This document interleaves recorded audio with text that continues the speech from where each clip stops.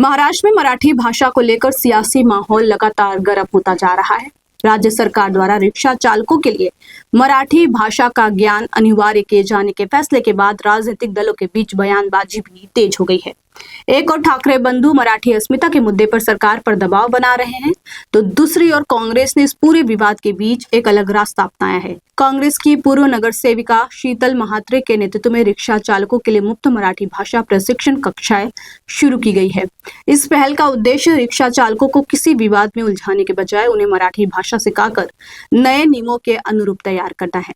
इन विशेष कक्षाओं में रिक्शा चालकों को रोजमर्रा की मराठी बोलचाल, पढ़ना लिखना और यात्रियों से प्रभावी संवाद करने का प्रशिक्षण दिया जा रहा है।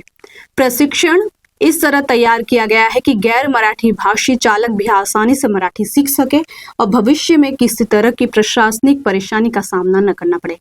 कांग्रेस का दावा है कि इस पहल को रिक्शा चालकों का अच्छा प्रतिसाद मिल रहा है। अब तक करीब 2500 रिक्शा चालक इन कक्षाओं के माध्यम से मराठी भाषा का प्रशिक्षण ले चुके हैं। कई चालकों का कहना है कि इससे उन्हें यात्रियों से संवाद करने में आसानी होगी और सरकार के नए नियमों का पालन करने में भी मदद मिलेगी।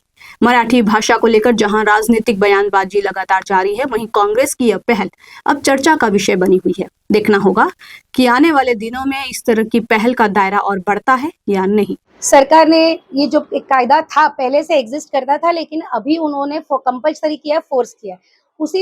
उसी के लिए लोगों की सुविधा, रिक्शा चालक जो गरीब है उनकी असुविधा ना हो, इसलिए हमने ये क्लासेस चालू करे हैं जहाँ बेसिक मराठी सिखाया जाता है। सिलेबस उन्होंने दिया है, वो हम सिखाते हैं। लेकिन ये अभी तक हमारे 2600 फॉर्म हो गए हैं और थोड़ा टाइम कम पड़ रहा है। 10 तारीख तक है, तो ये सारे 2600 हम कंप्लीट करने का करते हैं। सरकार से विनती है कि ये टाइम कम पड़ेगा तो आप थोड़ा टाइम बढ़ा दो, क्योंकि बहुत जगह दूर दूर से लोग आते हैं, चाहे वो गोरेगांव हो, नाला सोपारा हो, कालबा देवी से भी फॉर्म हमारे पास आए हैं। ये सब जो प्रक्रिया चल रही है, सबको सीखने का फिर एग्जाम होती है तो थोड़ा टाइम लग रहा है। तो मेरी सरकार से विनती है इसको बढ़ा दे। दूसरा मेरा सरनाईक साहब से, जो ट्रांसपोर्ट मिनिस्टर है, उनसे एक विनती भी है, मांगनी भी है कि आप सरकार में हो, आप ट्रांसपोर्ट मिनिस्टर हो, आपने गरीब रिक्शा वालों को, टैक्सी वालों के लिए ये कायदा बनाया कि मराठी सीखना चाहिए। इतने गए 50, 60, 70 सालों से मुंबई में रिक्शा चल रही है, कभी इसकी किसी को तकलीफ नहीं आई है। अचानक ये राजनीति वाला मुद्दा, राजनीति करने के लिए या मराठी के लिए आपने जो कंपलसरी किया, क्या वो सिर्फ गरीब रिक्शा और ऑटो टैक्सी वालों के लिए है? आपके पक्ष की यूडी आपके अंडर में आता है, बीएमसी आपके अंडर में आते हैं, आपके पक्ष के नगर सेवक रहते हैं, चुने हुए प्रतिनिधि है, जो मराठी तो छोड़ो, हिंदी भी ठीक से नहीं आता, उनको अगर मराठी आता नहीं है, पूरा एजेंडा मराठी में आता है, पूरा बीएमसी का पत्र व्यवहार मराठी में होता है, तो ये यहाँ के नगर सेवक जो है वो काम कैसे करेंगे? लोगों के बीच जाएंगे कैसे? उनको मराठी कंपलसरी नहीं है, सिर्फ गरीब रिक्शा और टैक्सी वालों के लिए आपने मराठी कंपलसरी की है, ये भी आपके पक्ष के ही है।